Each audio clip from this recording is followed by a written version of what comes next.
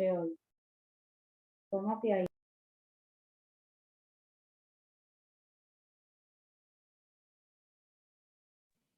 Hola, buenas tardes a todos.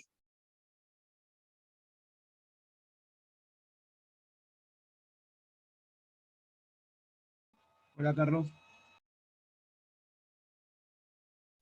¿Cómo está Nicolás Conde? Hola, Charlie. ¿Cómo te va? ¿Cómo andás?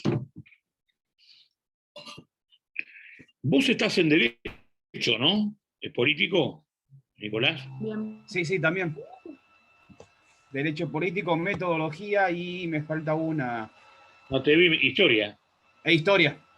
¿En cuál está en historia? Yo te digo. Historia, No comisión 4. no, nosotros damos las 5. Pero en metodología creo que te vi ayer. Sí. Me En pareció que la estabas par. ahí. Sí. 2, 4, Pero un 6 y montón 8. de gente. Sí. Hola, muchachos. ¿Cómo estás, Coti? Hola, buenas noches. Bien. Buenas noches. Vamos, chicos, que vamos a probar. Esta vamos a probar la mayoría. Tengan fe. Ya que todavía venimos con mucho grupo de autoayuda, parece. Ay, sí. Si no, voy a llorar por Zoom. Y no quiero llorar en el Zoom. Vos sabés que yo pensé que moría en derecho político, ¿viste? Y saqué un 7, no lo podía creer. Yo desaprobé el parcial de Derecho Político. No lo puedo ¿Vos lo creer. desaprobás?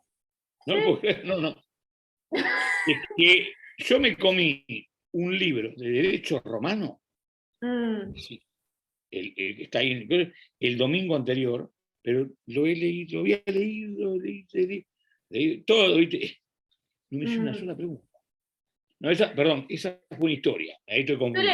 Suele pasar. No, a mí me jugaron en contra de los nervios. Sí, vos sabés que en la historia yo saqué casi 7, pero lo hice en 17 minutos. ¿Me puedes decir si tenía una hora? Claro. Y me confundí en 3 preguntas que vos decís, es para poner un 0. Porque era las leguas, ¿viste? Las 100 leguas de la línea de las Azores, el año de caída del Imperio Romano, 3 fechas fundamentales. Pero viste que Claro. te vienen. Sí, yo No, también. que cuando Yo pensé que historia desaprobaba y la nervioso. terminé aprobando con 7. No lo... Claro, viste, Yo porque dije desaprobé política. No. qué lástima, No. porque es Pero ahora tenés recuperatorio el 7. Mañana, bueno, Sí. mañana, no. Pero no sé, está medio todo complicado porque el campus no está andando. Se está cayendo cuando dan los recuperatorios. Historia, mandaron- la tercera vez algo que se escuché, sí. posterga. Ahí mandaron que Algo historia escuché. se reprograma para más adelante una vez que Secretaría Académica y los docentes se pongan de acuerdo. Historia Me lo pasaron directamente. encantaría que pasara eso con política. O sea, Yo también. Político alargaron, no sé, ¿viste el cronograma vos nuevo o no? sí, lo alargaron, vamos a tener parcial más tarde. Alargaron para el lunes los exámenes, en julio, no sé. Sí. Alargaron. Ahora, metodología es muy parecida a esta, ¿eh? Nah, está buena metodología. Está muy buena metodología. Y porque sabemos algo de esta. Los que Claro. habían arrancado metodología sin hacer esta, era chino, ¿viste? Estaban con las... Vos ya no sabés hablar. Bueno, vos no sé si viste la unidad que subió de Derecho Político. El debate va a ser con Kelsen. ¿La serie con Kelsen? Sí, está acá un libro. Kelsen no, Este libro es el de debate que es Lavin, ¿ves? Que es Mira, Kelsen, Smith y Keller. Que trata, digamos, de partes de filosofía, no solamente del derecho, de eso, de historia, digamos, la época del nazismo, el fascismo, 1940, claro. 35. Está en todos lados, Kelsen. ¿Eh? Está en todos lados. Yo tenía ganas de comprar el libro ese Teoría General de Derecho, ¿viste? Porque no sé si servirá por ahí, porque son enunciados, ¿viste? Pero ese libro debe ser importante para el que va a hacer la carrera, ¿no? ¿Qué sé yo? Por ahí, pero parece en todos lados. Bueno, ahí está la doctora, nos va a retar.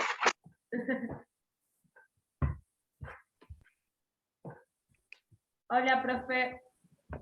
¿Qué tal? ¿Cómo les va? ¿Cómo andan? ¿Llegó el Bien, frío? sí. Sí, fresco. Bueno, Bueno, hoy en realidad vamos a dar una clase muy rápida de repaso sobre lo que es sistema jurídico, más que nada resaltando aquellos, digamos, temas que son un contenido mínimo que ustedes tienen que saber y que entender. No creo que hayan tenido, me parece, mayor dificultad, igual todavía no han corregido ni terminamos con el plazo como para reenviar el trabajo práctico número 4, pero me da la sensación que con las clases, los audios, tanto del doctor Rodríguez como de la doctora Valle, más las clases mías, más todo el material, no tienen que haber tenido mayor problema en poder completar bien el trabajo práctico. Concretamente lo que se le pregunta allí son los temas que ustedes tienen que tener claros. Cuando nosotros tratamos el tema de sistema jurídico, ustedes tienen que tener muy claros primero cuáles son las características distintivas, las que caracterizan a un sistema jurídico positivo, y eso está, esperen que me voy a ir fijando, eso está en una de las preguntas que se le realiza cuando hablan sobre el tema de cómo definen al churrón y bullying a un sistema jurídico y hacen referencia al tema de la definición de sistema deductivo que nos da Tarski. Entonces, lo primero que ustedes tienen que tener muy claro es que la doctrina coincide en que los sistemas jurídicos son sistemas normativos porque regulan conductas, son sistemas coactivos porque en realidad, como bien lo explica Kelsen, son una técnica indirecta de motivación de conducta que se apoya sobre el tema de la sanción y de la coactividad. Y también, y esto es una característica relevante de los sistemas jurídicos, es aquella que dice que los sistemas jurídicos son además sistemas institucionalizados. El tema de ser, o sea, sistemas institucionalizados la da el hecho que son sistemas positivos, sistemas que son creados por autoridades humanas, que no solamente dictan las leyes, sino que también aplican las leyes. Esto es la característica distintiva que tienen, sobre todo los sistemas jurídicos nacionales, y que los distinguen de lo que es el tema de otros sistemas normativos, como puede ser el sistema moral o como puede ser el sistema religioso, que también regulan conductas. Bien. Esto es importante que ustedes sepan que las características distintivas son la normatividad, la coactividad y la institucionalización. Respecto a la institucionalización, es muy importante cómo explican esta característica Kelsen y también cómo la explica Hart. Kelsen la explica haciendo una distinción entre sistemas sistemas de creación de normas basados en la deducibilidad, o sea, en la derivación lógica, y lo que es la derivación dinámica de lo que son las normas, o sea, la derivación estática por un lado y la derivación dinámica por el otro. Teniendo en cuenta esto, Kelsen dice que hay dos tipos de sistemas, los sistemas estáticos y los sistemas dinámicos. Los sistemas estáticos, el ejemplo claro es el sistema moral, que lo que tiene en, digamos, el vértice, en la parte superior del sistema, son enunciados, un conjunto básico de enunciados, del cual se pueden derivar lógicamente a través del contenido todas sus consecuencias. Esta definición de sistema estático es la definición que nos da Tarski. Tarski, esa definición que nos da el sistema es la definición de un sistema estático. ¿Y por qué la utilizan Archurroni y Bulligin, si bien los sistemas jurídicos son principalmente dinámicos? Porque necesitan este enfoque estático de un sistema cuando deben analizar un caso determinado.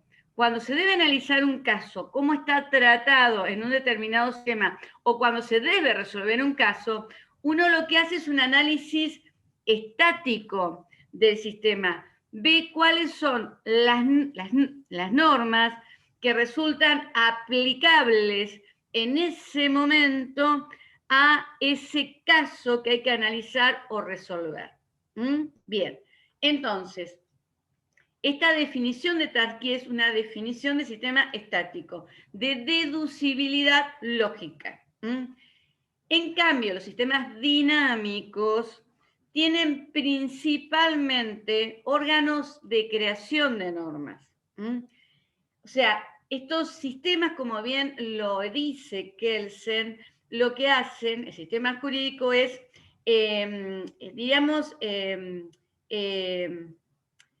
ellos regulan su propia creación, regulan en forma ilimitada la creación de normas.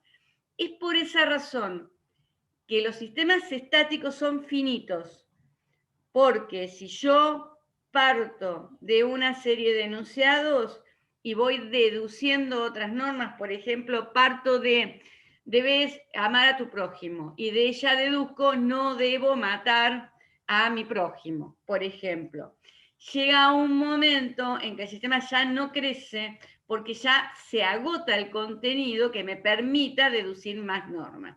En cambio, en los sistemas dinámicos, como yo lo que hago es facultar a un órgano para que dicte normas, ese órgano puede dictar en forma infinita la cantidad de normas que pueda, que quiera o que prefiera. Por eso los sistemas dinámicos tienen un crecimiento ilimitado y continuamente se van modificando. Teniendo en cuenta, entonces, ¿qué es lo que dice Kelsen? Kelsen dice, los sistemas jurídicos son sistemas dinámicos, porque en la parte superior del sistema se establecen principalmente órganos autorizados para que, siguiendo un determinado procedimiento, puedan crear, modificar, derogar normas y también aplicar normas. Cuando yo aplico normas, obviamente estoy creando también normas. Todo acto es acto de creación y de aplicación de normas. Solamente la primera norma positiva es pura creación y solamente en la base, en las sentencias, tenemos pura aplicación. Bien. ¿Cómo explica Kelsen el carácter dinámico? Hart, que fue el mayor crítico de las teorías reduccionistas de normas, dice que los sistemas jurídicos son sistemas dinámicos porque además de tener reglas primarias similares a la estructura de las normas que nos da Kelsen, tienen también reglas secundarias.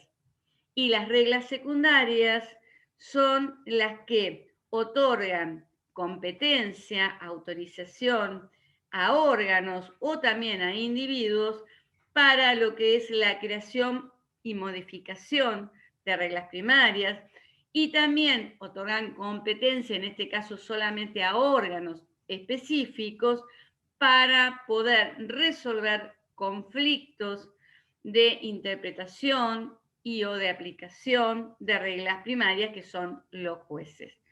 Entonces, Kelsen dice, los sistemas jurídicos son sistemas dinámicos, son sistemas institucionalizados porque son sistemas dinámicos.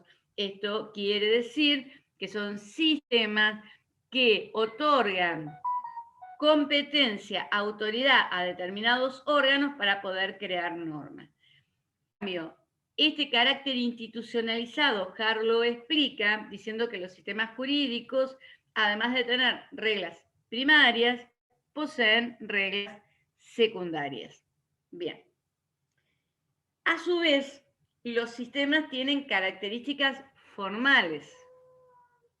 Las características formales de todo sistema, además de los sistemas jurídicos, son la completitud, la coherencia y la independencia.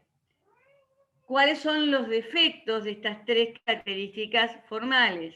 De la completitud, el defecto son las lagunas; de la coherencia, el defecto son las contradicciones; y de la independencia, el defecto son las redundancias.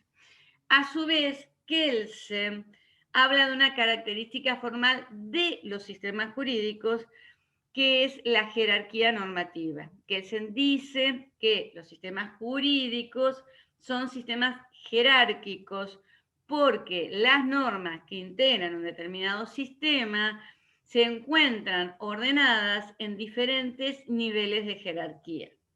Tenemos normas con un nivel jerárquico superior, que obviamente es la Constitución, y a su vez vamos viendo que la Constitución autoriza la creación de otras normas, como son las normas generales, por ejemplo, o el dictado de los códigos de fondo, y en este caso esas normas son normas que tienen una jerarquía inferior a la Constitución, porque su dictado ha sido autorizado por el órgano y por el procedimiento que establece la Constitución. Está medio pesada hoy, que leo acá, está medio molesta. Entonces, los sistemas jurídicos son sistemas que aparecen con una jerarquía escalonada de normas. O sea, las normas derivadas de un sistema jurídico, nosotros podemos determinar a qué sistema pertenecen si lo que hacemos es seguir esta cadena de validez o cadena de derivación o cadena de subordinación.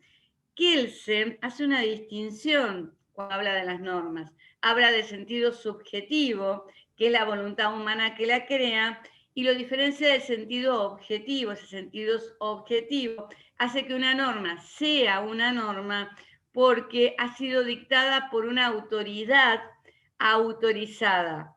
¿Por qué? Porque es una norma válida, y una norma es válida en Kelsen cuando el dictado de esta ha sido autorizado por una norma de jerarquía superior, de acuerdo al órgano y al procedimiento, y en algunas ocasiones al contenido. Si nosotros observamos los requisitos de Kelsen para que una norma sea válida, él habla del órgano, habla del procedimiento y habla del contenido de una norma superior. Como ustedes pueden ver, los dos primeros requisitos, el órgano y el procedimiento, se refieren al criterio de legalidad. En cambio, el tercer requisito, que es el contenido, se refiere al criterio de deducibilidad o criterio lógico. Generalmente los sistemas jurídicos no establecen un determinado contenido para las normas que crean. Sí establecen un contenido, por lo menos sistemas jurídicos modernos, negativo. O sea que el sistema, el Parlamento argentino, está autorizado a dictar todas aquellas que considere relevantes, que considere importantes, por cuestiones ya sean morales o por cuestiones de tipo ideológico, de tipo político, pero con una salvedad, que el contenido de esas normas no debe afectar los derechos y garantías reconocidos a nivel constitucional. Y también resulta relevante el contenido de las normas en el último, digamos, en el último nivel de lo que es la pirámide jurídica, que son las sentencias. ¿Por qué? Porque los jueces en los sistemas jurídicos modernos, en los que se conocen como estados de derecho, cuando resuelven, lo deben hacer fundamentando sus decisiones en las leyes de ese sistema jurídico, en el contenido de las leyes de ese sistema jurídico. Y allí el contenido, cuando se dicta sentencia, resulta relevante. O sea que para que una resolución judicial sea válida, es necesario que haya sido dictada por el juez competente, siguiendo el procedimiento para ello. Esas son las garantías procesales, el debido proceso, y además debe estar fundamentada en las leyes de ese sistema jurídico. Bien, ¿esto les queda claro? Bien, bueno, nosotros observamos que en todo sistema jurídico tenemos dos tipos de normas. Por un lado tenemos las normas derivadas y por otro lado tenemos la primera norma positiva, que obviamente no resulta derivada de otra norma. Para las normas derivadas nosotros utilizamos para individualizarlas, para determinar su inclusión dentro de un sistema jurídico, utilizamos un criterio de pertenencia o un criterio de existencia. Lo que analizamos es que el dictado de esa norma derivada haya sido autorizado por otra norma válida del mismo sistema superior a la norma que tratamos de determinar su validez. Ahora bien, si nosotros vamos subiendo por lo que es esta cadena de validez, llega un momento en el cual llegamos a la primera norma positiva, a la primera constitución histórica. Y obviamente, para poder identificar o individualizar a esa primera constitución histórica, no nos sirve un criterio de pertenencia, porque la primera constitución histórica no se pertenece a sí misma. Entonces, para ello necesitamos un criterio de individualización. Y allí aparecen diferentes criterios, como puede ser el criterio territorial, como puede ser el criterio personal basado en el legislador, o como puede ser un criterio que se apoya en una norma. Tanto el criterio de individualización de la primera norma positiva de Kelsen como el de Hart se apoyan en una norma. En el caso de Kelsen, en la norma fundante básica, que es esta sistemática, eso quiere decir que no es positiva, que es fundamental porque es el fundamento de validez de todas las normas del sistema, y además es una hipótesis de trabajo, es un presupuesto nociológico. En cambio, en Hart hablamos de ese criterio de individualización en lo que él denomina la regla de reconocimiento, que tiene algunas diferencias con la regla con la norma fundante básica de Kelsen, porque la regla de reconocimiento de Hart es una norma positiva. En realidad es una costumbre que suelen aplicar las autoridades, los órganos de aplicación e individualización del sistema jurídico, que son los jueces.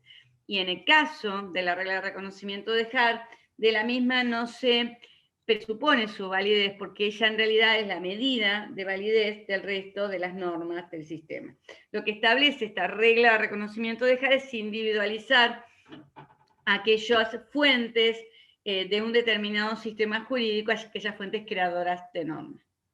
Bien.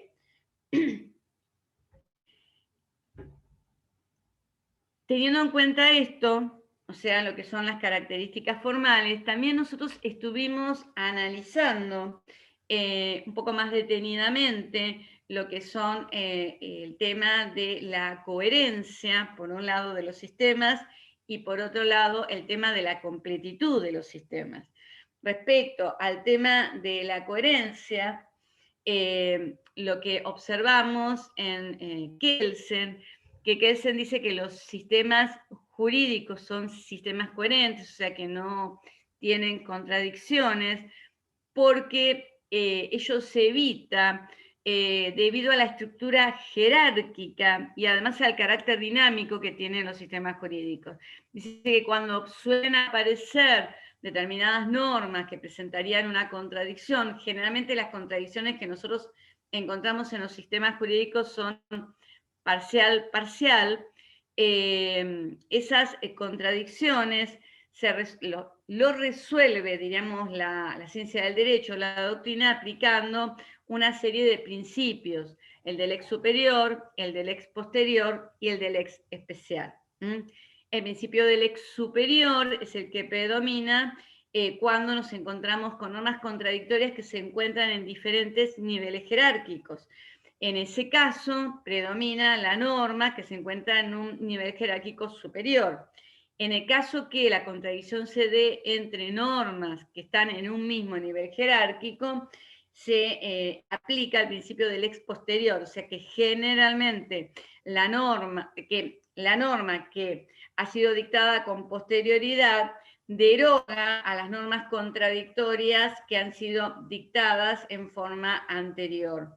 El problema se plantea cuando nos encontramos con normas que han sido dictadas en el mismo momento. Por ejemplo, cuando yo dicto un código civil y comercial, un código penal, si bien es una ley que se aprueba en el mismo momento, esa ley tiene muchísimo articulado, cada artículo es una o varias normas diferentes, entonces en ese caso pueden existir contradicciones entre artículos del Código Civil, que son normas en definitiva, y que en ese tipo de situaciones, al no poderse aplicar ni el principio del lex superior, porque todas las normas, todos los artículos del Código Civil están en el mismo nivel jerárquico, ni tampoco podemos aplicar el del lex posterior, porque fueron dictadas en el mismo momento, en el mismo tiempo, entonces aplicamos el del lex especial. Tratamos de determinar cuál es la norma que trata el caso de manera más específica, más detallada. Bien, entonces, digamos en forma general, que lo vamos explicando como para que ustedes se vayan ubicando. Respecto al tema de la completitud, que se dice que los sistemas jurídicos no tienen lagunas porque rige un principio que se llama principio de clausura, que establece que todo lo que no está prohibido está permitido. Para que el principio de clausura realmente sea efectivo, es necesario que el principio de clausura no sea una proposición normativa, porque si es una proposición que describe una norma, obviamente resulta tautológico. ¿Por qué? Porque decir que todo lo que no está prohibido está permitido, lo mismo que decir por interdefinibilidad de operadores deónticos, es lo mismo que decir que todo lo que no está prohibido no está prohibido, o que todo lo que está permitido está permitido. Entonces no agrega nada. Sí es relevante cuando ese principio de clausura es una norma, cuando en realidad en el sistema jurídico hay una norma que establece claramente que las conductas que no se encuentren expresamente prohibidas son conductas permitidas para los individuos que habitan en esa sociedad. Nosotros tenemos un principio de clausura como norma en el ámbito penal, que es el artículo 19 de la Constitución, que establece el principio de reserva. Otro tema que ustedes tienen que tener en claro respecto de las lagunas es qué tipo de lagunas existen. Y ahí se sigue un poco un análisis que realizan Alchurrón y Bulíguin, que distinguen entre lagunas normativas, lagunas de reconocimiento, lagunas de conocimiento y lagunas axiológicas. La distinción que existen entre estos tres tipos de lagunas con las lagunas axiológicas es en que en las lagunas axiológicas en realidad hay una regulación del caso. No es que haya una ausencia de regulación, hay una regulación. Lo que sucede es que en las lagunas axiológicas esa regulación se considera inadecuada valorativamente, porque se dice que si se hubiese tenido en cuenta alguna propiedad moral relevante, la regulación del caso hubiese sido distinta. Por ejemplo, en el caso de la eutanasia, en el caso del aborto, cuando no estaba permitido el tema del aborto, o sea que son regulaciones que se consideran axiológicamente inadecuadas. En el cambio, en las otras situaciones tenemos situaciones realmente de ausencia, ya sea porque tenemos problemas respecto a la norma, o tenemos problemas respecto a la redacción de la norma, o tenemos problemas respecto a los hechos fácticos a los cuales se tiene que aplicar la norma. Concretamente, las lagunas normativas se dan no cuando el sistema jurídico no ha regulado a una determinada conducta simplemente porque no le interesa regularla. Recuerden que yo les expliqué que el sistema jurídico regula basándose en lo que son conductas prohibidas versus conductas permitidas. No regula conflictos que se den entre conductas permitidas versus permitidas. O sea, quedan fuera del ámbito de lo que sería el ordenamiento jurídico. O sea, para que quede claro, el sistema jurídico no regula todas las conductas. Regula solamente aquellas que considera relevantes, importantes, por una cuestión valorativa, por una cuestión política, por una cuestión ideológica, pero no regula todo. Bien. Entonces, la laguna normativa se da cuando al sistema jurídico sí le interesa regular y ha omitido la regulación de un caso.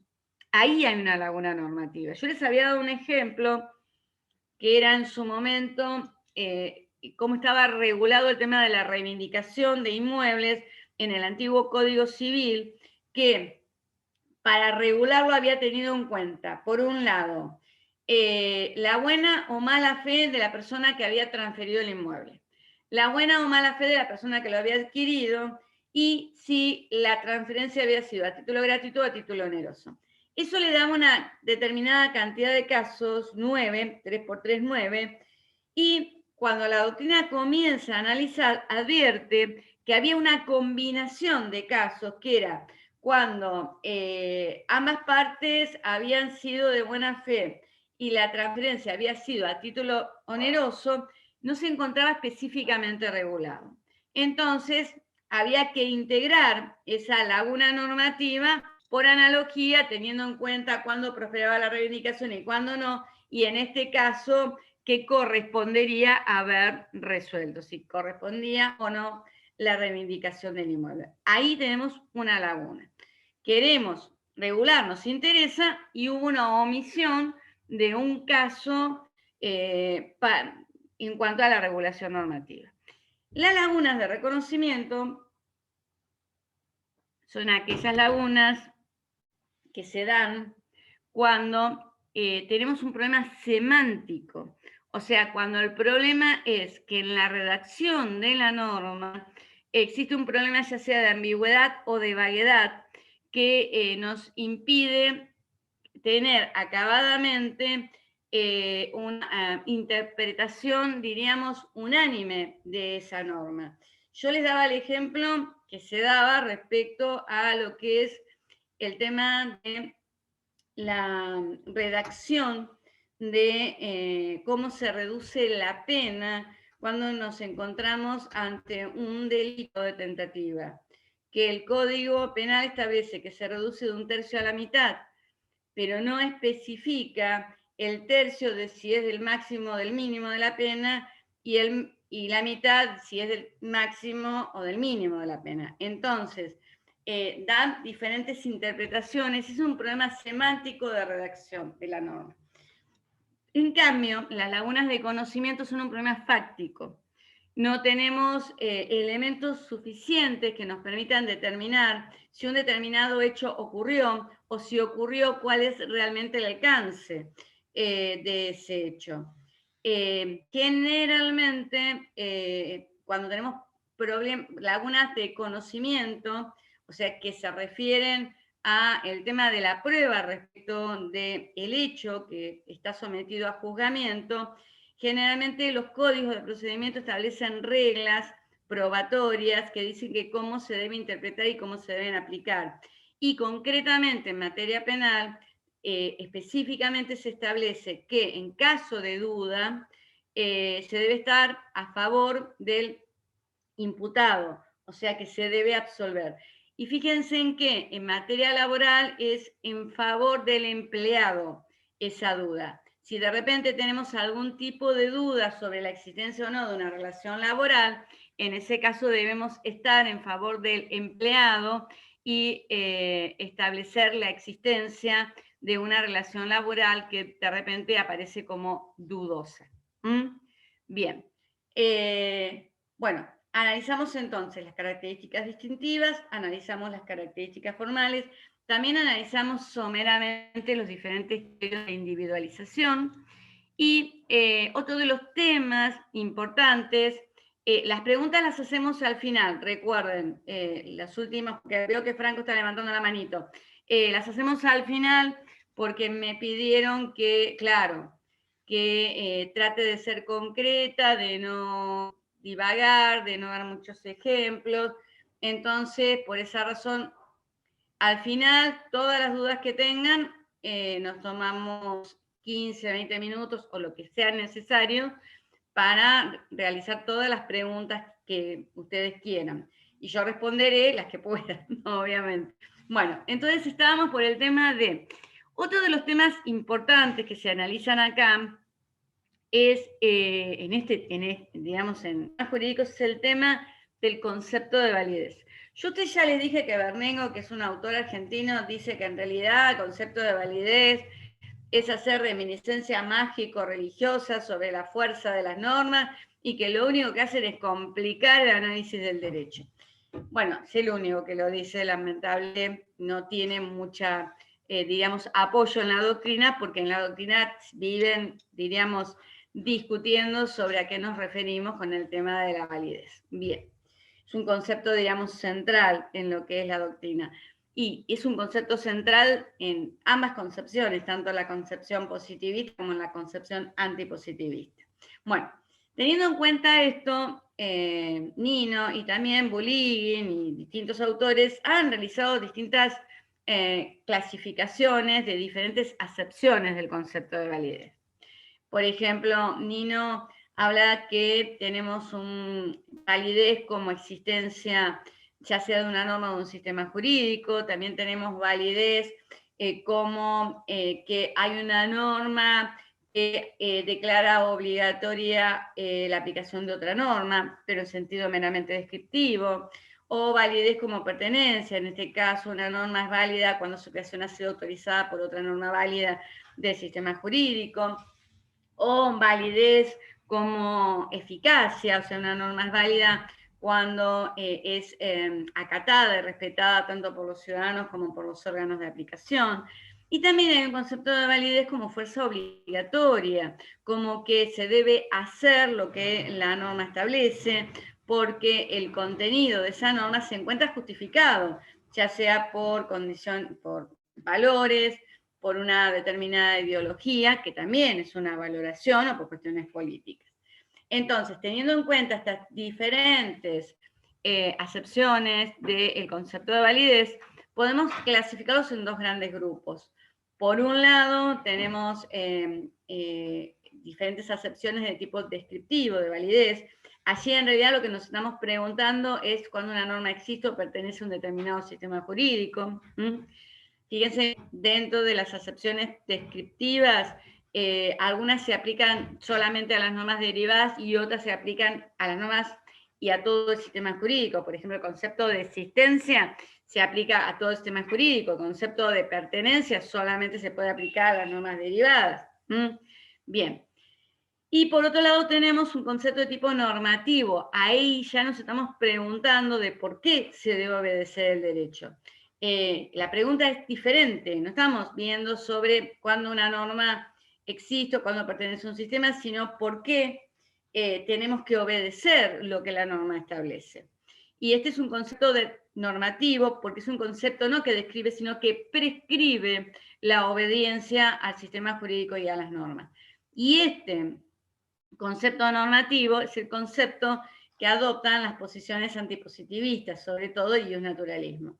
En cambio, el concepto descriptivo de validez es el que adoptan las posiciones positivistas.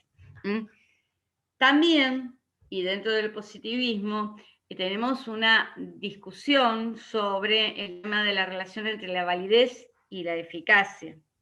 ¿Recuerdan? Por ejemplo, Kelsen dice que esta relación entre validez que se da en el mundo del deber ser y que se da dentro del mundo ideal, y el concepto de la eficacia, que en realidad se da en el mundo fáctico, en el mundo de los hechos, hay dos maneras de explicar la relación entre ambos conceptos.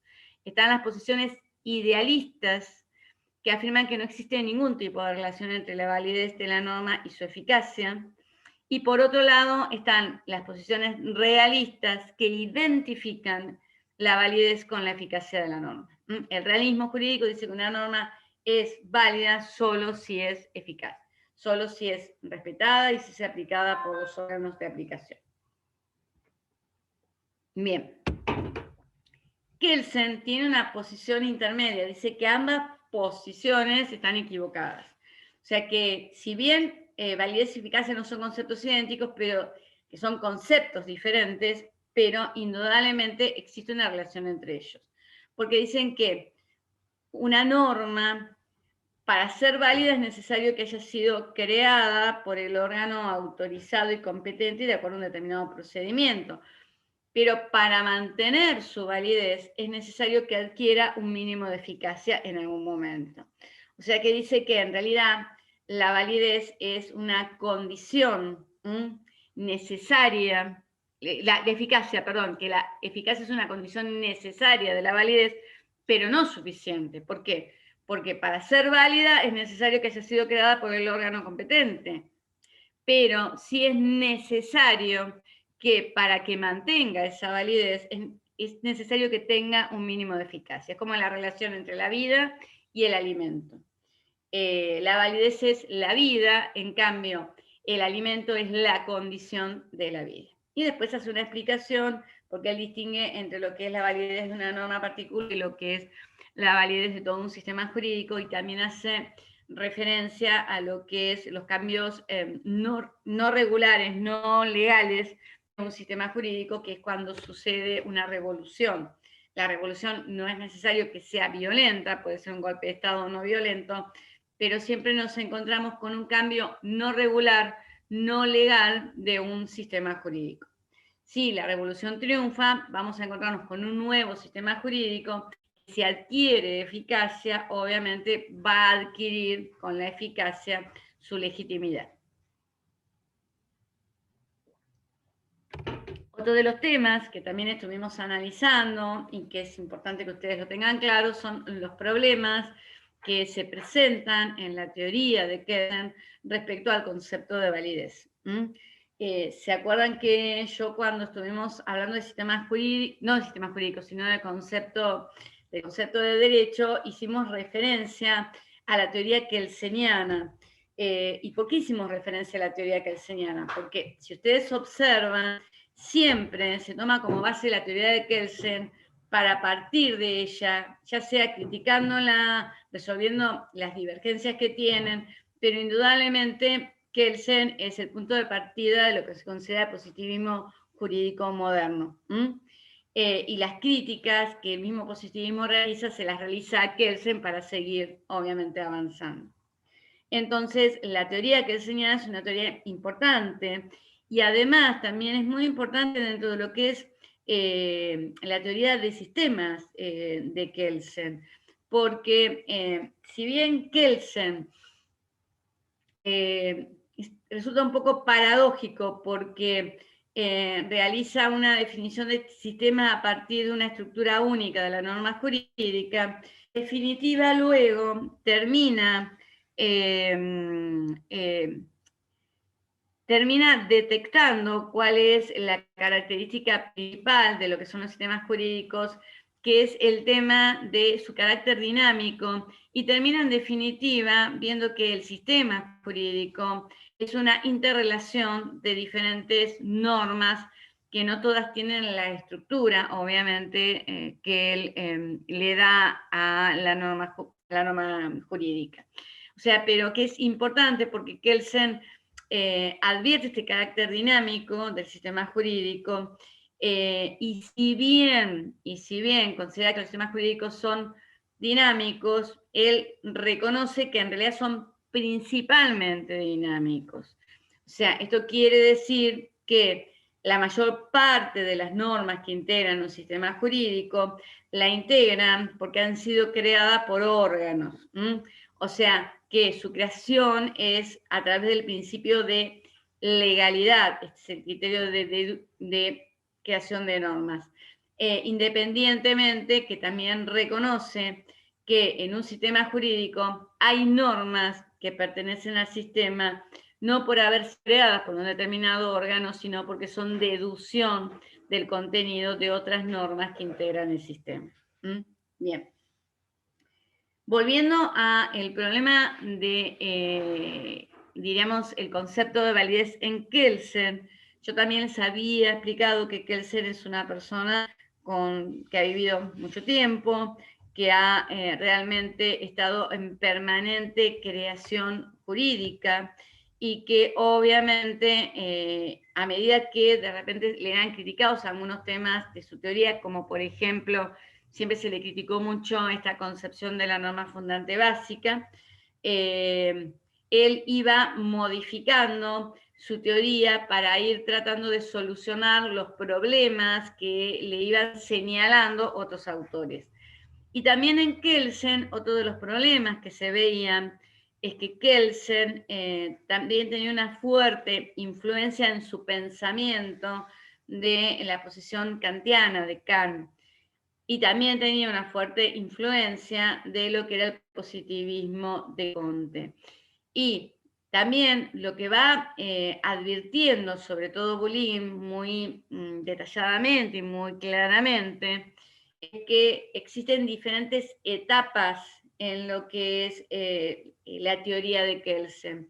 Una primera etapa está en 1940, en la cual está la primera edición de la teoría pura del derecho y que tiene una fuerte influencia kantiana. Una etapa de transición que va de 1940 a 1960, en la cual Kelsen se ve obligado a abandonar Europa y radicarse en Estados Unidos por la situación política y el tema de la guerra que se vivía en Europa, y que es donde se realiza la nueva edición de la teoría pura del derecho, que es prácticamente una nueva teoría, y además la traducción al francés de la teoría pura del derecho, y en donde vemos que Kelsen va realizando una transición entre su posición kantiana hacia una posición más fuertemente positivista. Y luego de 1960 hasta que fallece, en la cual lo que se observa, y que fallece en 1972, una ya fuerte posición positivista, en donde Bulin dice que Kelsen abandona sus herejías kantianas, entre ellas su concepción de la norma fundante básica, y se asienta su posición positivista. Concretamente, y respecto a el concepto de validez, existen divergencias en la doctrina. Por ejemplo, Ras y Nino afirman que el concepto de validez de Kelsen es un concepto de tipo normativo. Ras critica esta adopción de un principio, de un concepto de validez normativo, porque dice que esto afecta su posición positivista y afecta sobre todo esta condición de teoría pura del derecho, una doble purificación, por un lado de lo que es el mundo de la naturaleza y por otro lado de lo que es el mundo de los valores. Si adoptamos una posición, un concepto de validez normativo, nos estamos deslizando hacia el mundo de los valores, nos estamos deslizando a un concepto sobre el que se basan los guíos naturalistas. Entonces, esto indudablemente es es objeto de crítica por parte de Ras. En cambio, Nino, si bien dice que el concepto de Kelsen es normativo, dice que esto no afecta la posición positivista, no sé qué tiró la gata, la posición positivista de Kelsen, porque lo que afirma Nino es lo siguiente. Dice, sí, Kelsen utiliza un concepto normativo de validez, pero lo utiliza no de manera categórica, sino de manera hipotética. Vieron que la norma fundante básica es una mera hipótesis de trabajo, no es categórica. Es un presupuesto nociológico. O sea, lo que dice la norma fundante básica es, o sea, afirma el tema de la validez, pero a mero título de hipótesis. Entonces, como no es categórico, lo hace como si pasara tal cosa, por ende, ese concepto normativo, al ser hipotético, no afecta a la posición positivista de Kelsen. En cambio, Habermas sí critica y dice que no, que el concepto de Kelsen en realidad no es un concepto normativo, sino descriptivo. ¿Qué dice Bulligen? Bulligen dice que el problema que se plantea en Kelsen es que tiene dos conceptos de validez. Por un lado, utiliza el concepto de validez en forma normativa y por otro lado lo utiliza en forma descriptiva. También Jorge Rodríguez coincide con esto. Dice que eso es lo que sucede en Kelsen, que utiliza dos conceptos de validez, el normativo y el descriptivo. ¿Qué es lo que dice Bulligen? Bulligen dice que el concepto normativo de validez lo toma de su, diríamos, influencia filosófica kantiana. En cambio, el concepto descriptivo lo toma de su influencia teórica positivista. Y dice lo siguiente, que como Kelsen nace kantiano y se muere positivista, lo que hay que hacer es optar por uno u otro concepto. Y debido a la evolución que tuvo la teoría kelseniana, como él se muere siendo positivista y relegando sus herejías, como las llama él, kantianas, entonces es importante, o sea, es necesario para mantener la coherencia interna de la teoría kelseniana sacrificar el concepto normativo de validez y quedarnos con el concepto descriptivo que explica mucho mejor la teoría de Kelsen y mantiene la coherencia de la misma. ¿Les queda claro esto? Para finalizar, y después ya vamos a las preguntas, Kelsen también habla de la relación entre los sistemas jurídicos nacionales y el derecho internacional. Él dice que hay diferentes exposiciones que tratan de explicar la relación entre el derecho internacional con los derechos nacionales. Por un lado tenemos una posición dualista que dice que son independientes y por otro lado tenemos una posición monista que hace prevalecer a uno u otro. El monismo internacional hace que prevalezca el derecho internacional por sobre los derechos nacionales. En cambio, el monismo nacional hace que prevalezca el derecho nacional por sobre el derecho internacional. Porque si en el monismo nacional el derecho internacional no es incorporado en forma clara por el derecho nacional, no tiene, diríamos, reconocimiento ni validez dentro del sistema jurídico nacional. ¿Cuál es la posición de Kelsen? Si nosotros advertimos que para Kelsen la norma fundante básica que establece que se debe obedecer lo que dicen los constituyentes originarios, es en definitiva, si bien es una norma extrasistemática respecto del derecho nacional, no lo es respecto del derecho internacional. ¿Por qué? Porque esa norma fundante básica extrasistemática es una norma del derecho internacional. Concretamente, establece el principio de eficacia. ¿Por qué? Porque la norma fundante básica dice que se debe obedecer lo que dicen los constituyentes originarios siempre y cuando esa autoridad sea una directiva. Bien, y esto es nada más y nada menos que el principio de efectividad, que es una norma consuetudinaria que rige dentro del derecho internacional. Yo a ustedes había explicado que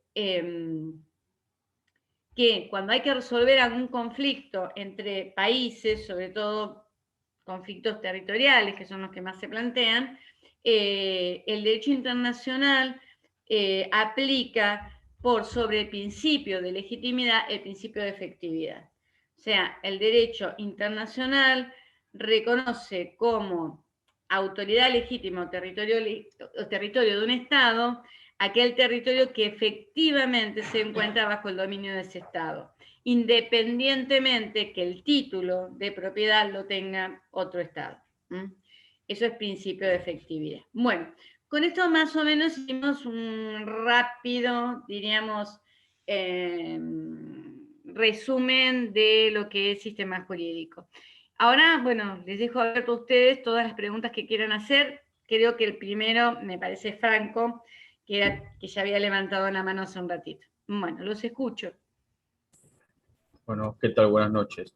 Yo tengo dos consultas en realidad, si me permite. La primera es la siguiente. Sí. Ante un supuesto caso que encuentre un juez de Laguna, en un caso X, la manera de resolver lo que tiene es con los principios, y la otra es, en el caso que usted habló del derecho internacional, los pactos internacionales, como supongamos el de San José de Costa Rica y demás, ¿son considerados derecho internacional? ¿Y qué lugar en la pirámide jerárquica nacional ocuparía? ¿A nivel constitución o más abajo? Bien. Bien, bien. Empecemos por, ¿cómo se llama? Por la primera pregunta. La primera pregunta era específicamente... Si los jueces, para resolver un caso Bien, de laguna jurídica, sí, utilizan principios. sí. El tema es el siguiente. Yo creo que acá tenemos que hacer una pequeña referencia a lo que son las críticas de Dworkin a lo que es el positivismo jurídico, para que más o menos quede un poquito más claro.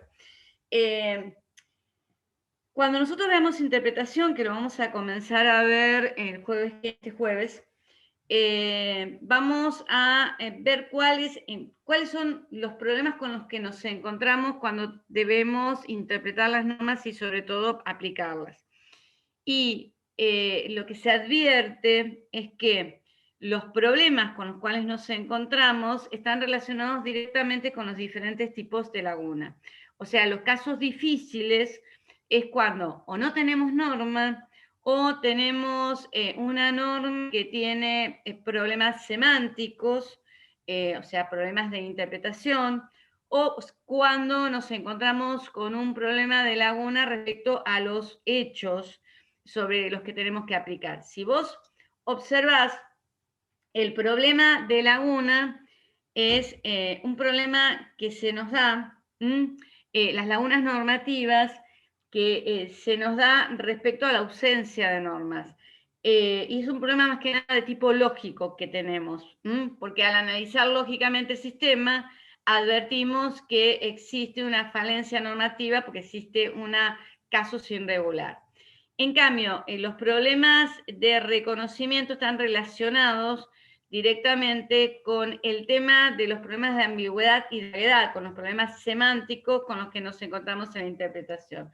O sea que vemos que cuando hablamos de casos difíciles, nos estamos refiriendo a casos en los cuales tenemos algún tipo de laguna, ya sea normativa, de reconocimiento o de conocimiento. Y también problemas, no de lagunas, pero sí de problemas de tipo valorativo. Ahora bien, ¿qué es lo que dice Dworkin y cuál es la crítica que le realiza al positivismo? ¿Recuerdan ustedes las tesis del positivismo? Que todo derecho es positivo, que no existe conexión conceptual entre el derecho y la moral, y la tesis de la discrecionalidad, que es cuando no tenemos norma, o sea, cuando no hay una regla para aplicar al caso, los jueces tienen discrecionalidad para resolver. Allí aparece, sobre todo con la tesis de la discrecionalidad, aparece Dworkin criticando al positivismo. ¿Qué es lo que dice Dworkin? Dworkin lo que dice es que los sistemas jurídicos están integrados por reglas, pero también están integrados por principios. Y que los jueces nunca tienen discrecionalidad. Que los jueces, si no tienen una regla para aplicar al caso y resolverlo, están obligados a aplicar los principios que forman parte del ordenamiento jurídico. Y además dice que avanzando, la regla de reconocimiento de Hart resulta insuficiente porque nos permite individualizar qué reglas forman parte de un determinado sistema, pero no nos da criterios para poder individualizar cuáles son los principios que integran un sistema, porque yo para eso necesito individualizarlos a través de un determinado contenido. Entonces, ¿qué es lo que sucede cuando nos encontramos con una situación de laguna, que es lo que vos me estás preguntando? En general, los sistemas jurídicos establecen pautas para resolver el problema de las lagunas. Concretamente, el Código Civil y Comercial nuevo, reciente, dice cómo tienen que actuar los jueces, porque los jueces siempre están obligados a resolver. Los jueces no pueden, digamos, negarse a resolver diciendo que hay una laguna, siempre deben resolver. Entonces, establecen cuáles son las pautas. Dice que se debe recurrir a leyes análogas o, por ejemplo, a los principios generales del derecho. Y esto de establecer los principios generales del derecho están en consonancia con lo que de repente establece Working, que los sistemas jurídicos están integrados no solamente por reglas, sino también por principios. Y los mismos sistemas jurídicos establecen pautas para resolver en el caso en el cual nos encontremos con algún tema de lagunas. Nosotros ya eso lo vamos a analizar detenidamente, cómo podemos resolver los problemas en los cuales la solución no se encuentre clara en el sistema o directamente no haya regla, lo vamos a analizar en interpretación. Pero no sé si contesta esto tu pregunta, Franco. Sí, sí, con creces. Gracias. Bueno, bien. Y la otra pregunta estaba referida al tema de los convenios internacionales. Bien. Vos sabés que existe algo bastante particular. Vos sabés que Estados Unidos es un país que no firma convenios. O sea, establece las normas. Directamente no adhiere a ningún convenio internacional. En cuanto a nuestro país, con la nueva Constitución, se ha establecido un tema de supremacía. Se han incorporado directamente a nuestro ordenamiento jurídico varios tratados internacionales. Y esos tratados internacionales, conjuntamente con la Constitución, o sea, con lo que establece la Constitución, más las leyes que en su consecuencia se dicten, son en estos momentos ley suprema en nuestro país. O sea, tienen jerarquía constitucional porque han sido específicamente incorporados, el Tratado de San José de Costa Rica, los derechos sobre todo de los niños, muchísimos tratados se encuentran incorporados y son norma positiva. Lo que acarrea un problema bastante importante. ¿Por qué? Porque esos tratados a nivel que tienen jerarquía constitucional solamente pueden ser modificados a través del procedimiento agravado que significa la reforma de la Constitución.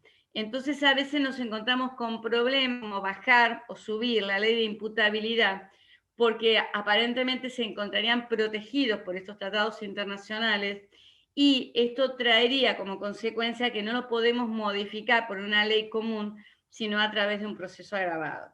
O sea, es un tema, digamos, para analizar e investigar y ver, pero sí están en el mismo nivel jerárquico que la Constitución. Digamos que no sé si también esto contesta. Sí, a modo informativo, digamos que sí, Franco. Digamos que si grandes potencias crean una norma X y nuestro sistema se adhiere a eso, básicamente controlarían nuestro sistema jurídico. ¿Puede ser eso? Sí, exactamente. Sí. Bien, gracias. ¿Alguna otra pregunta? ¿Está contestado, Franco? Sí, gracias. Bien. ¿Alguna otra pregunta, sí, chicos? Yo tengo una pregunta. ¿Me escucha? No, muy bajito. Muy bajito, a ver si tengo el volumen. ¿Quién está preguntando, Raúl? Raúl, si querés escribir tu pregunta por el chat, si no.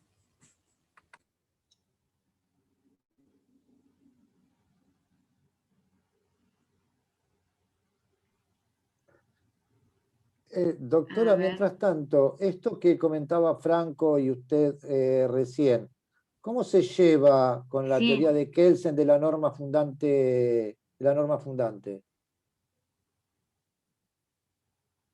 No te entiendo.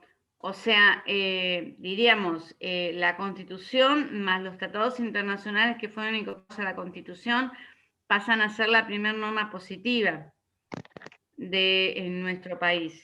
No se La genera Constitución de problema ahí. 1994 es en estos momentos, o sea, es una norma válida, es la primera norma positiva, pero, y además es eficaz, o sea, en estos momentos, igual, independientemente de eso, la nueva Constitución del año 1994, si bien es en estos momentos la norma positiva más elevada, no es la primer Constitución histórica.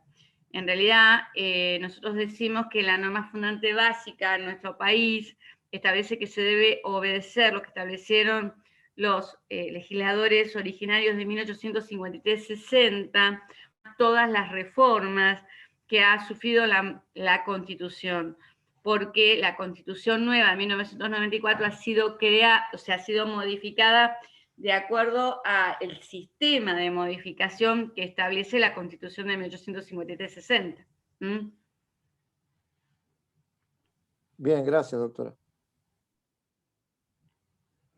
¿Alguna otra pregunta?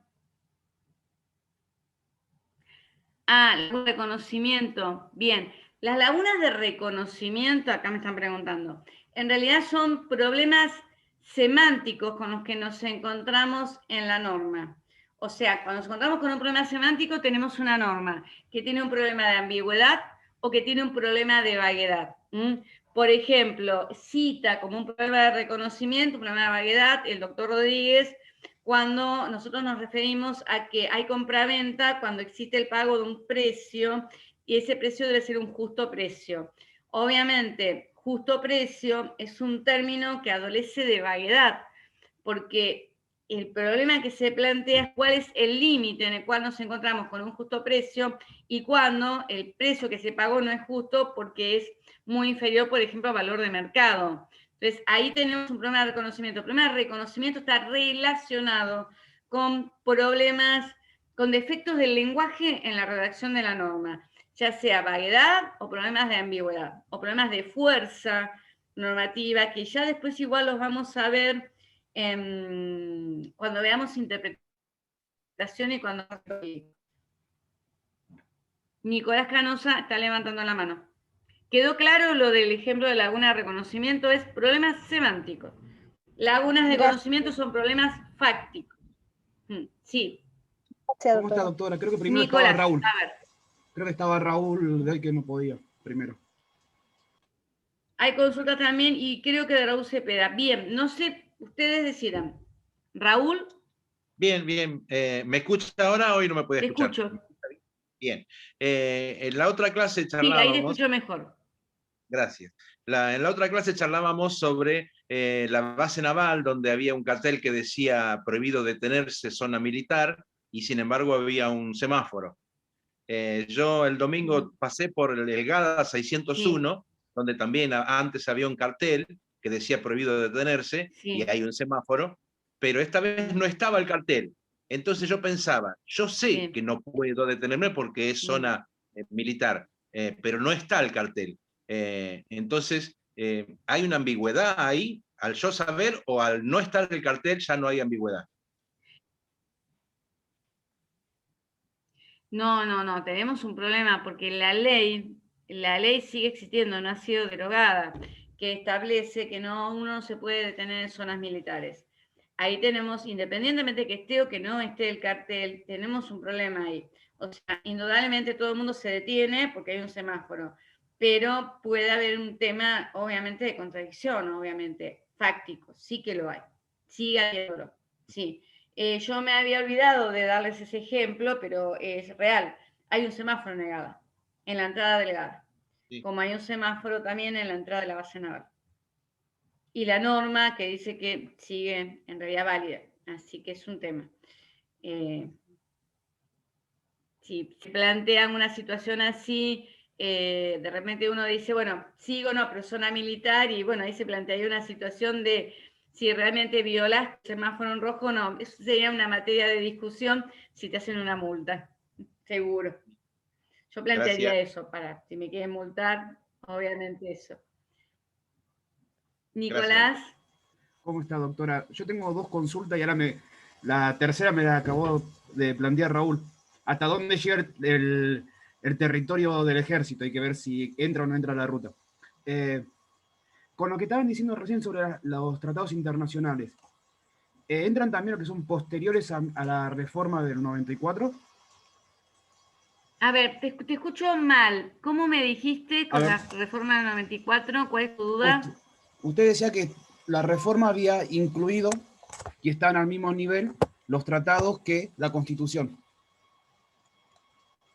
Después de Sí. lo que pasaron post 94, Sí. ¿entran en el mismo conjunto aunque no estén incluidos en la Constitución? Como que los adherimos No, directamente. no, la Constitución específicamente reconoce una serie de tratados internacionales. Ah, listo. Tenía esa duda a ver si incluían o no esos tipos de tratados. Y la otra era una duda así existencial que me quedó después de leer todos los sistemas jurídicos. ¿Hay una forma de categorizar el sistema jurídico como un sistema que se desarrolla sobre sí mismo? O sea, ¿es evolutivo sobre sí mismo, si no me equivoco, el sistema jurídico? ¿O vamos a poner, Discúlpame, no te escucho bien. Puede ser mi internet, pero no se preocupe. Pido la parada, pásense a Silvia. No hay problema. A ver, Nicolás, sí. Después se lo planteo si quiere por el foro, así no hay problema por el audio y todo. El tema del sistema. Si el sistema se puede plantear como un sistema que se alimenta a sí mismo, como que es iterativo sobre sí mismo, el sistema jurídico. Y no, sí, por supuesto, regula su propia creación. El sistema dinámico regula su propia creación. Es correctísimo. Además, el sistema jurídico en realidad es un conjunto de sistemas, porque Raz hizo una distinción entre el sistema momentáneo y no momentáneo, porque dice que en realidad los sistemas dinámicos están en continuo cambio, permanentemente están en continuo cambio, porque cada vez que yo promulgo o derogo una norma, el sistema cambió, no es idéntico a sí mismo. Entonces, lo que se establece, o lo que dice la doctrina, es que en realidad los sistemas jurídicos son un conjunto de sistemas momentáneos que se van reemplazando en el tiempo, y que lo que mantiene la identidad del sistema jurídico es que los órganos que lo crean, o sea que el principio de legalidad que rige en ese sistema jurídico se mantenga en el tiempo. Es lo que le da unidad a los cambios continuos que tiene un sistema jurídico. Que siempre los órganos, diríamos, autorizados para la creación y modificación mantengan su identidad. Eso es lo que mantiene la identidad del sistema, que en realidad continuamente va cambiando. ¿Ya todos intenté? Estaba copiando las preguntas. Sí. Ah, bien. Si perdí alguna de las 3. Ah, creo que están todas, ¿no? Yo quería hacer una consulta. Sí. Sí. Sí. No sé si me voy a explicar bien, porque en realidad tiene que ver con las lagunas de conocimiento, y me quedé con un ejemplo que dio Rodríguez en el Power, que tiene que ver con la falta de información. Por ejemplo, si hay un fiscal que en la IPP, que es quien investiga, determina que por faltas de pruebas no se continúa con la investigación o no se eleva a juicio. Mi duda, mi pregunta, y también por algunos casos que conozco, es que en realidad hay pruebas. Ahora, ¿cuál es el criterio para determinar que no son suficientes las pruebas cuando hay pruebas? ¿Qué es lo que determina que un fiscal o un juez digan que no hay suficiente prueba cuando las hay? ¿Quién lo determina? Lo determina. Y si vos no estás de acuerdo, y si uno no está... Mira, el tema es así. Yo entiendo lo que vos me estás diciendo. Yo ahora tengo que ir a una fiscalía, estoy con los pelos bastante de punta porque me mandaron una causa por una denuncia de abuso para tenerlo diciendo que el hecho se realizó entre, bueno, un disparate. Pero además, aparentemente yo no intervine en la denuncia originaria, yo empecé llevando el tema cuando ya estaba hecha la denuncia y todo, y aparentemente me acabo de enterar que una prueba decisiva, que son unos audios, nunca fue incorporada a la causa. Es un tema, es complicado, porque es el criterio del fiscal en provincia de Buenos Aires, es el fiscal el que tiene, diríamos, la titularidad de la acción y de la investigación. Y si él de repente te determina que no existen pruebas, porque él interpreta que no existen pruebas, te archiva la causa.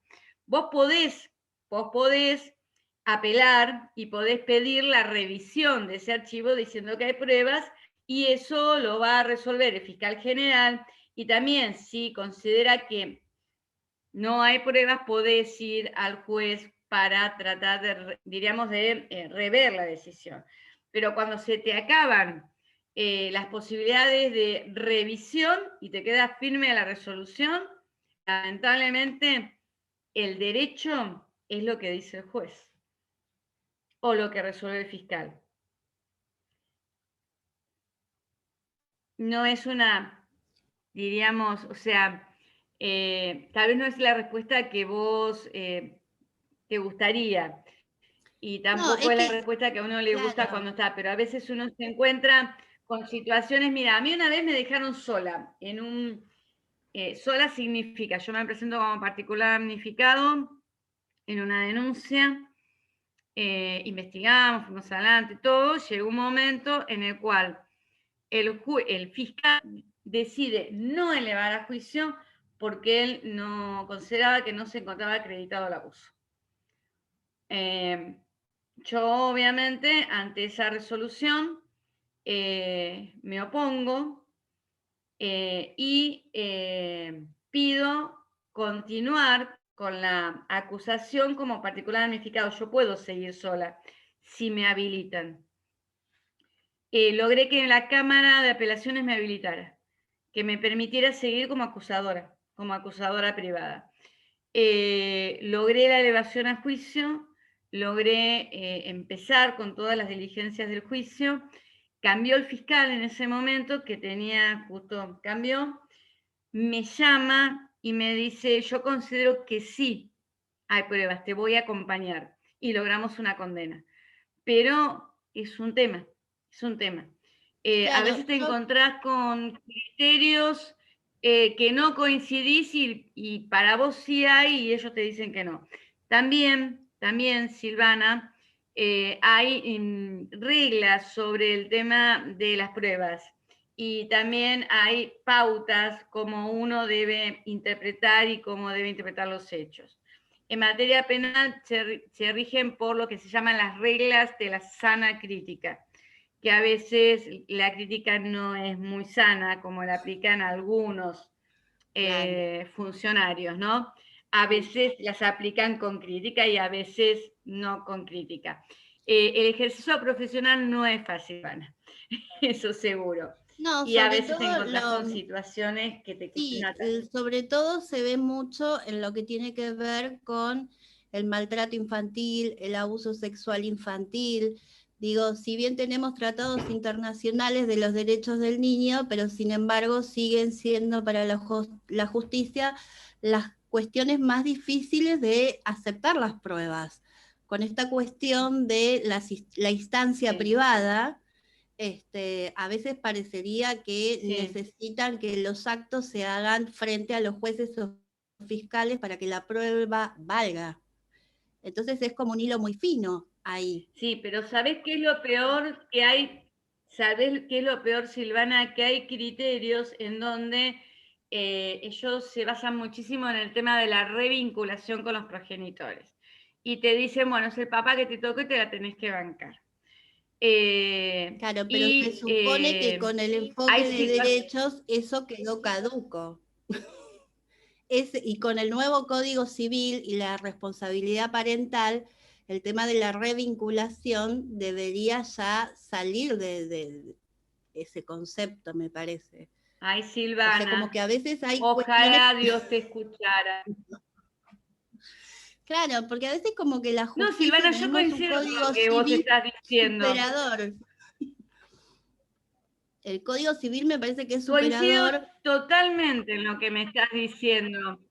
El problema son los operadores, viste, que a veces actúan de manera bastante particular. Yo recuerdo una vez, en este caso en el cual me quedé sola y al final después terminamos condenándolo, terminó perdiendo la responsabilidad parental y bueno, no fue muy bien. Yo me acuerdo que era un trámite de familia que llevaba una colega y cuando salta el tema este de la situación de abuso, me pide a ver si yo me podía ocupar del tema penal. Bueno, obviamente en algunas audiencias en familia yo las cubro a esta colega porque en alguna no pudo venir, bueno, la cubro, pero además sobre todo porque me servía para empaparme un poco del tema, ¿no? Y en una de las audiencias que voy reemplazando a la colega, nosotros habíamos pedido una suspensión del régimen de comunicación asistido porque en una de esas cumplimiento de esa visita, el papá la había llevado a la nena a la iglesia catedral y la había hecho arrepentirse de todas las mentiras que decía, y la nena lo único que pedía era que el papá simplemente le pidiera perdón. 5 años tenía la nena. Bueno, obviamente, bueno, pedimos la suspensión y tenemos una audiencia el día viernes, me acuerdo, y voy yo. Entonces empiezan a presionar a la señora para que aceptara que continuara el trámite de comunicación. O sea, la consejera y la psicóloga en su momento, no es así quién es, pero empieza a presionar, a presionar. En un momento el señor, que era muy agresivo, agarra y empieza a insultar a la consejera, a insultar a la psicóloga y a insultarme a mí, y a mí preguntándome quién era yo que no me conocía. Entonces yo, para hacerme la boba, soy muy buena. Entonces le digo, sí, tiene razón, señor, discúlpeme, yo no me presenté, en realidad yo vengo a cubrir a una colega que no podía venir y yo tengo instrucciones de que no debo aceptar esto y simplemente estoy siguiendo las instrucciones, pero para que usted se quede tranquilo y sepa quién soy yo soy fulanita de tal. Casualmente la abogada que acaba de hacer la denuncia en contra de usted por el tema del abuso y además que está presentada como particular damnificado. Así usted se queda tranquilo y sabe quién soy yo. Le agarró un ataque y me empezó a agredir y lo tuvieron que sacar de la audiencia. Lo sacan de la audiencia y siguen presionando a la señora para que acepte la comunicación. Le digo, discúlpeme, vamos a ponernos de acuerdo. Le digo, así no seguimos perdiendo tiempo. Aparte le decían, si usted acepta, nosotros le vamos a decir a la jueza que tiene que reanudar el régimen de comunicación. Digo, bueno, mira, vamos a ponernos de acuerdo. Primero, le digo, después de la actitud de este señor acá, yo de ninguna manera voy a consentir que se reanude el tema de comunicación. Porque no solamente me agredió a mí, sino también a ustedes. Segundo, ustedes tendrían que haberle hecho... y porque me dicen, pobre, ¿cómo se va a poner con la denuncia que le hicieron? Le digo, pobre, nada, porque la denuncia que se le hizo es por la conducta del señor. Que la nena no solamente se la contó a la mamá, a la abuela, sino que se la contó a ustedes dos. Y ustedes tenían que haber hecho la denuncia ante una situación de este tipo. Y no decir, pobrecito. O sea, no es que nosotros seamos malos, simplemente es por su conducta. Tercero, no vamos a consentir absolutamente nada. Resuelvan ustedes si quieren resolver, pero pongan la firmita diciendo que ustedes aconsejan la revinculación. Porque si pasa algo, se van a hacer responsables. Y no que nosotros aceptemos una revinculación y que después ustedes digan, si pasó algo, pero nosotros homologamos lo que las partes decidieron. La parte se opone.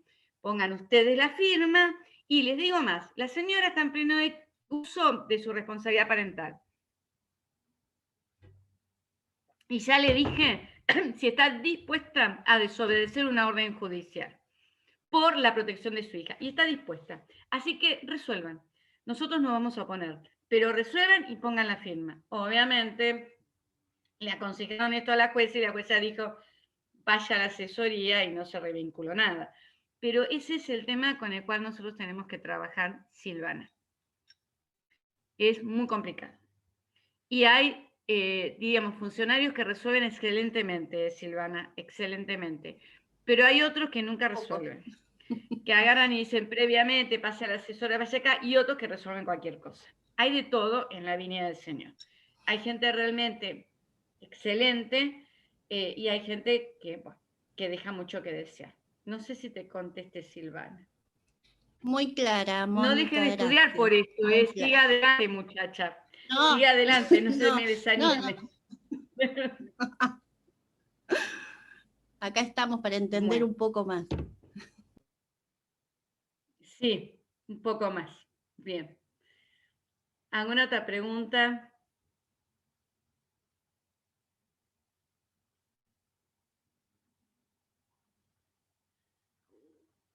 Bueno, ¿estamos bien?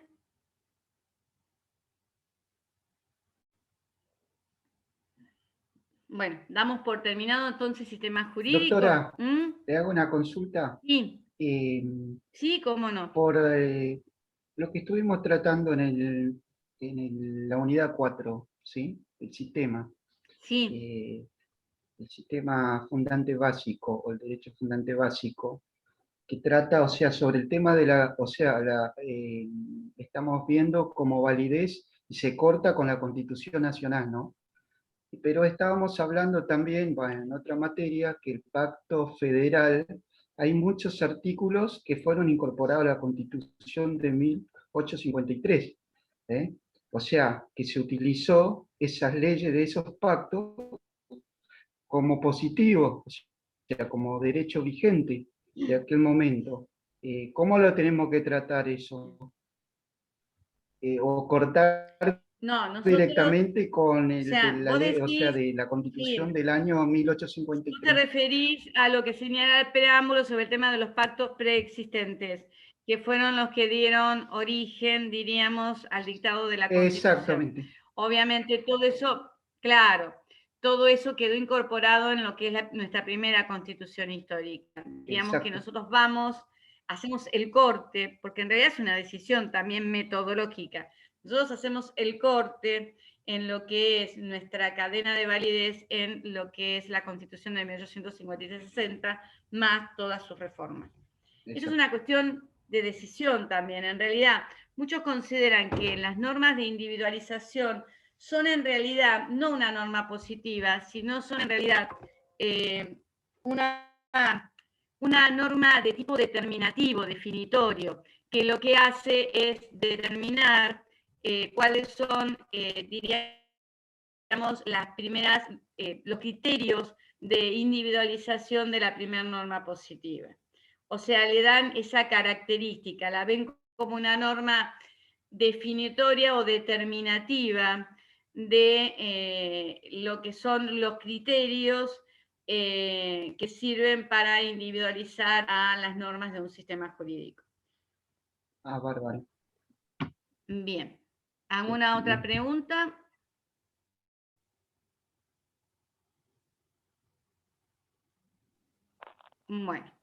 Bueno, entonces, si les parece, ya hay una pregunta de Cepeda. Me espera un momentito porque voy a enchufar la batería. No sea cosa que se me quede. A ver, Eduardo, ¿me puedes enchufar, por favor? Claudia Toledo, tenés el micrófono abierto. No sé si tenés una pregunta. Espérame un momentito. Ah, no, capaz tenías una pregunta. Te decía porque capaz no se te escuchaba y estabas hablando. 2 minutitos, por favor. Para saludar a la doctora. Gracias, disculpa. A ver. Sí, ¿qué me estaban diciendo? ¿Había alguna otra pregunta? No, la que dijo del chat. A ver, en lo civil, primero en teoría general, luego en procesal. A ver, déjenme que leo esto. El proceso judicial lo van a ver más. Ah, bien. Lo civil primero en teoría general del proceso. Acá están diciendo, sí, obviamente, todo lo que es interpretación lo vamos a ver en esta materia en las unidades 6 y 7, lo mismo que razonamiento, y después todo lo que es constitucional se ve en derecho constitucional, los procedimientos los van a ver en lo que es las materias procesales, tanto penal como civil y comercial, y las materias de fondo, el contenido lo ven en las materias de fondo, ¿sí?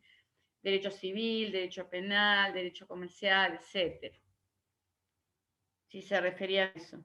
Bien, ¿alguna otra pregunta? No, profe, ninguna.